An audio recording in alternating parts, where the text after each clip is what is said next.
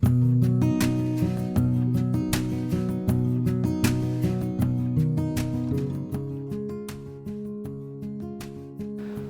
first of all, the New Testament wants to break down the standard way of dividing people by ethnicity.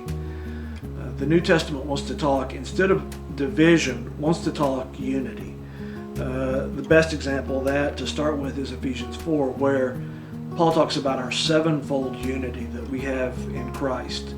One body, one spirit, one hope, one Lord, one faith, one baptism, one God and Father. And you notice that none of those things, none of the points of our unity are tied to ethnicity. These are all points of unity that if you're Asian, African, American, Polish, we all have in common those points of unity. In fact, I would go so far as to say that the New Testament knows nothing of unity based on ethnicity, that it intends to break down those barriers. In his famous text in Galatians 3:28, where Paul says that there's neither Jew nor Greek in Christ, that we're one in Christ, the context is an adoption text. Paul has just said in Galatians 3 that we are all sons through faith in Jesus Christ. And then he goes on to state that those ethnic divisions have been broken down. One of the favorite scenes, which ought to warm the heart of every believer, is the text in Revelation 5, which is one of the grand throne scenes. And just to remind you what we know about the people who are at that throne scene in Revelation 5, here's what we know about them. First of all, the first and foremost is they all think Christ is worthy. Everybody gathered around the throne, they want to talk about Christ. They don't want to talk about being American or an African. They want to talk about Christ. They're Christocentric. They think Jesus is worthy. But they also, secondly, they all believe in the substitutionary atoning death of Jesus. There's no question in their mind. They all say, worthy is the Lamb who was slain. They believe in the penal substitutionary atoning death of Jesus.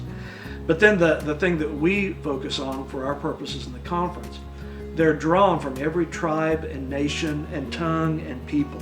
And what we find out in Revelation 5 is God has chosen, and this is no accident, He's chosen, He's decreed to redeem a people from every ethnic group, every skin tone, every linguistic grouping.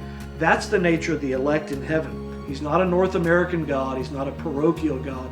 He's a worldwide God. Now, what we also find out is these people will all be, according to Revelation 5, all of these people will be exalted as priests and kings, which is an amazing thought, that all of Christ's people.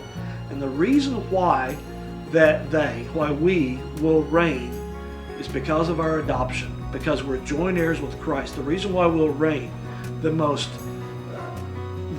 immature believer in the jungles of Papua New Guinea and the most sophisticated literate believer in Greenville, South Carolina, will reign together with Christ because we have the same inheritance as Jesus. We will reign as kings and priests because we're joined to Christ, not because of our skin color or our linguistic background. We'll reign with Christ because we're joined to Him. We have the same privileges as Christ. We're joint heirs with Him.